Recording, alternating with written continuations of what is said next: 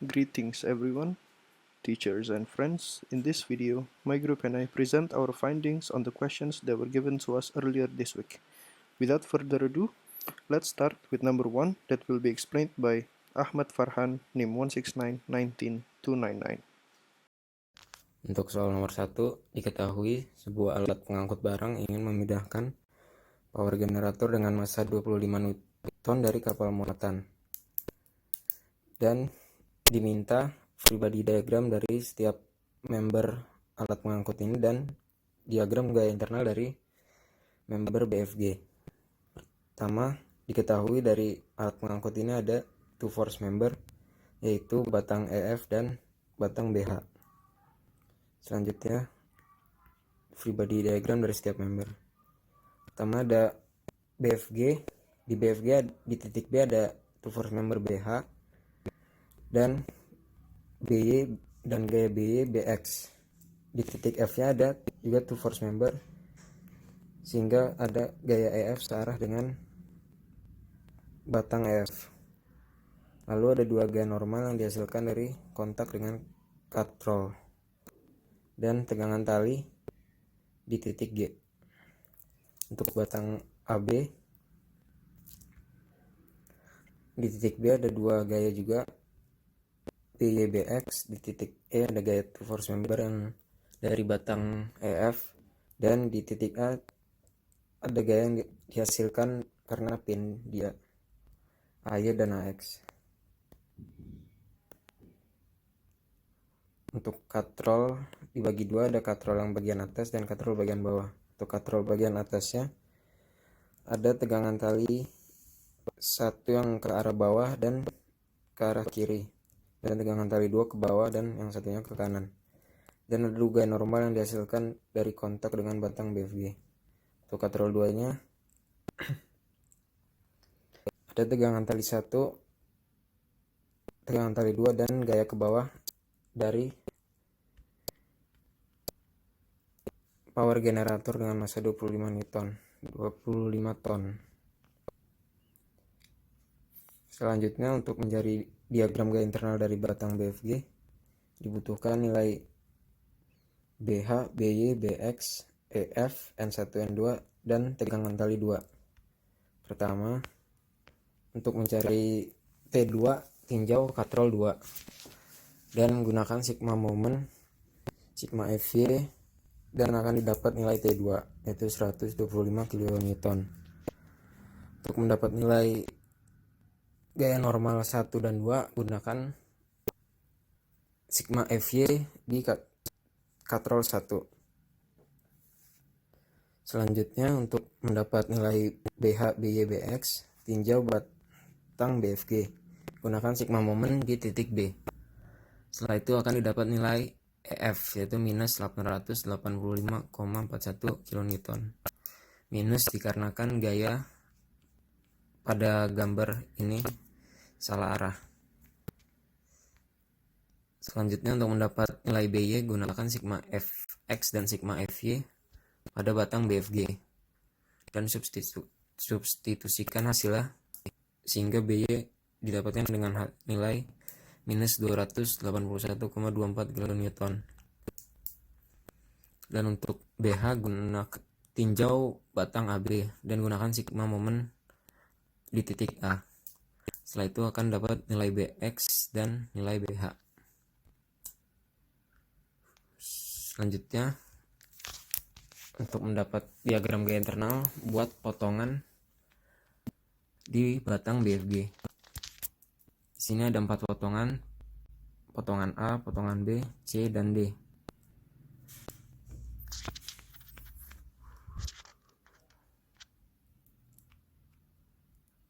Di potongan A buat gaya normal, gaya shear force, dan bending moment. Potongan B juga karena potongan B dibuat dari arah sebaliknya, gaya normal, shear force, dan bending momentnya dibuat dengan arah sebalik dari potongan A. Berlaku juga dengan potongan D dan potongan C.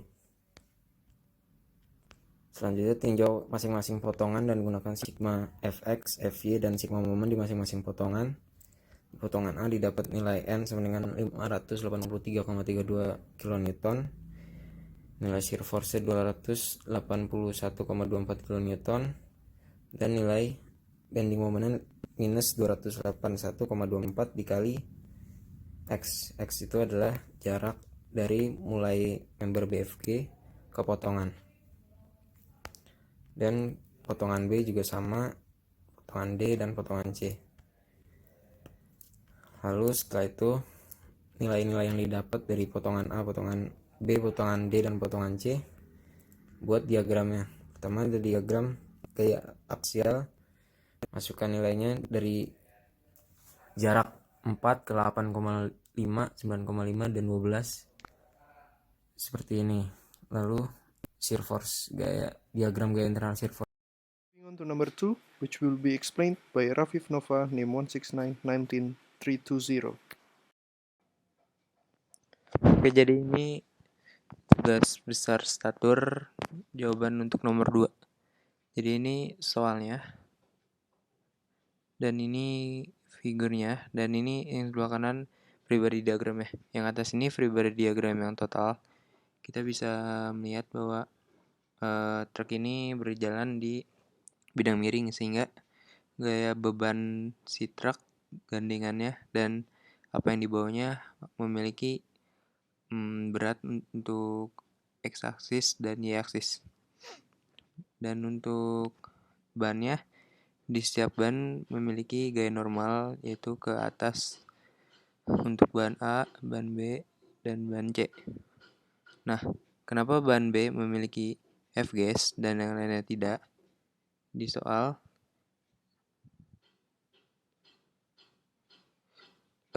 diketahui bahwa the torque from the engine is transmitted only to the rear wheel of the tractor head. Nah, maksudnya itu berarti yang menggerakkan si traktor ini hanya si ban rearnya saja, alias ban tengahnya atau ban B-nya. Jadi yang lain itu hanya seperti tumpuan saja sebenarnya. Oke, jadi ini untuk bagian belakang FBD-nya. Kita bisa lihat bahwa NC yaitu normal ban C, GLY, GLX yaitu beban si W untuk X-aksis dan Y-aksis, GTX, GTY untuk gandengannya, dan DX di Y ini dipin untuk menyambungkan bagian belakang dan bagian depannya. Nah, ini untuk bagian depannya. Tentu saja ada DX, DY seperti bagian belakang. Terus normal B, F gas B, normal A, dan gaya berat bagian depannya, GCX dan GCY.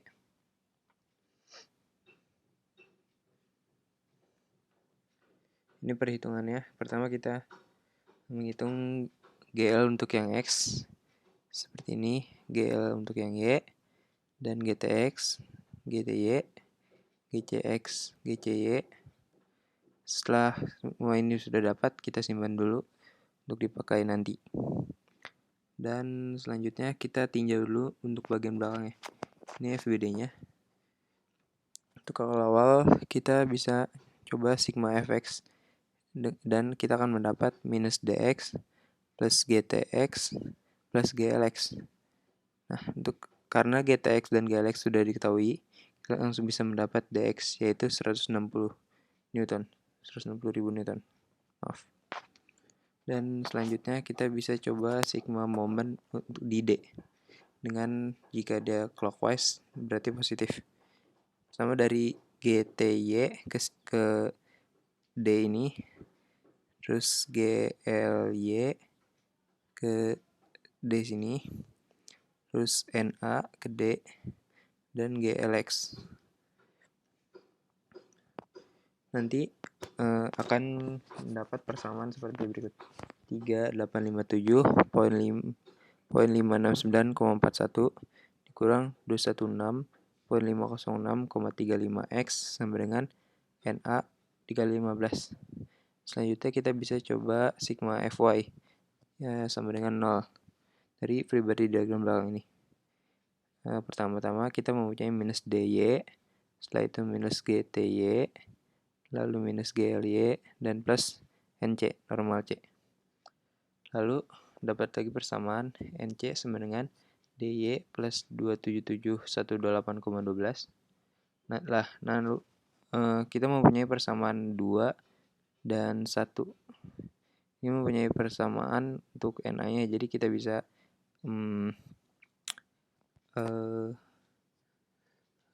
gabungkan persamaan 1 dan persamaan 2. Jadi kita akan dapat dy ditambah 277.128,12 sama dengan 257.171,29 minus 14,433,7 kali X. Lalu kita akan dapat dy sama dengan minus 14,433,75 X dikurang 19.956,83. Lalu kita menuju FBD depan. Di FBD depan ada GCX, GCY, normal di ban A, normal di ban B, dan tentu saja FG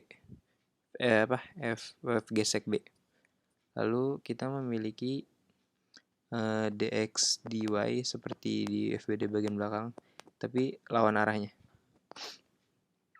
Lalu kita pertama-tama sigma fx dulu, dan akan mendapat gcx ditambah dx dikurang fg sek b. Nah, karena gcx dan dx sudah diketahui, kita langsung bisa mendapat fg di b, yaitu sama dengan 200.000. Lalu kita bisa mendapat normal di b, yaitu per 100.000. Kenapa kita menggunakan mu s? Karena di soal dibilang tidak slip, yang berarti kita harus menggunakan mu s. Jika slip kita menggunakan mu k. Dan lalu kita bisa menuju sigma momen di D dengan kalau arahnya clockwise berarti positif. Kita memiliki F gas B dikali jaraknya 2, terus minus NB dikali jaraknya 1, terus minus GCY dikali 3,5 tambah normal A dikali 5 sama dengan 0. Lalu kita akan mendapat Na-nya sekian, 48.497,421. Setelah itu kita bisa langsung sigma Fy akan mendapat Na ditambah Nb dikurang GCY ditambah Dy. Karena Nb, Na, GCY sudah diketahui, kita akan mendapat Dy seperti berikut.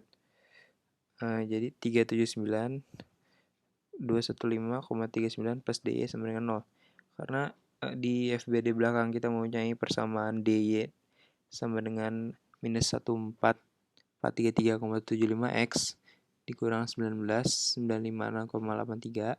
Kita bisa menggabungkan D tersebut ke D yang baru saja kita dapat. Lalu kita akan mendapatkan 379.215,39 dikurang 14,433,75 X dikurang 19.956,83 sama dengan 0. Lalu kita akan mendapat X sama dengan 24,89 meter. Saya tidak tahu mengapa di soal ini saya mendapat panjang X-nya melebihi panjang gandingan belakangnya, tapi sepertinya tidak ada miskalkulasi dalam perhitungan saya. Jadi sepertinya memang jarak si beban W ini terhadap ban C ini memang harus 24,89 agar si truk ini tidak tipping atau tidak terbalik. Terima kasih. Number 3 was done by Elsa Nurul Hidayah, NIM 16919-322. This question is talking about an excavator, and the focus is on the excavator's arm, mainly the hydraulic cylinders and the applied force. In this question, there are several sub-questions asked. Part A asks us to determine the amount of two force members. As we know, two force member is a body that has forces and only forces, no moments acting on it in only two locations. So it's only on both ends. And so for this question, it refers to the hydraulic cylinders along the excavator's arm, that is DE, AC, and GH, as well as the other two force members, HI and JF. However, these two are not regarded in equations. For part B, the question asks us to predict which parts might have the dry friction. Dry friction occurs in parts where contact occurs. So firstly between the load applied and the ground, and on the hydraulic cylinders in the sliding pistons. Part C asks us to draw the free body diagram, isolating only the arm and focusing on the hydraulic cylinders and the load applied. So this is the free body diagram divided into 3 parts for a better isolation view. Part D asks us to determine the value of the force and pressure in the hydraulic cylinders AC. Note that it is referred to as hydraulic cylinders because in an excavator there are 2 hydraulic cylinders for each on the left and right side. To find this, we use the free body diagram of the whole arm. From this FBD, we find that there are 3 unknowns, OY, OX, and 2 FAC. When to solve this, first use the help of lengths and height to find the angle, and then use the moment equilibrium equation at O to find the force FAC. When we use the moment equation, the OX and OY are disregarded. They're not included in the equation, so we can focus on FAC. Once we find the force, use it in the equation P equals to F over A. A is the area, with the area pi r square, and the radius can be found from the diameter given in the question. Part E is similar to Part D, but different hydraulic cylinders, that is DE. For this FBD, we cut the top part of the arm and only isolate the force applied up to the hydraulic cylinders. In this question too, there are 3 unknowns, BX, BY, and DE to FDE. The steps are similar too. After calculating the angle of the hydraulic cylinder, proceed to taking moment equilibrium equation at B to disregard the forces at B, that is By and Bx, and focus on FDE. After finding the FDE, then find the pressure. For part F, it asks us to determine the forces at pin on the member OADB. By drawing the FBD, we find that the forces that pin are OX, OY, BX, and BY. Since there are 4 unknowns, we have to use other FBD and isolate the system differently because there are only 3 equilibrium equations, namely sigma Fx, sigma Fy, and sigma moment equals to 0. Hence, to find the values for OX and OY, we use the FBD from part D and use the equilibrium equation of sigma Fx equals to 0 to find OX and sigma Fy equals to 0 to find OY.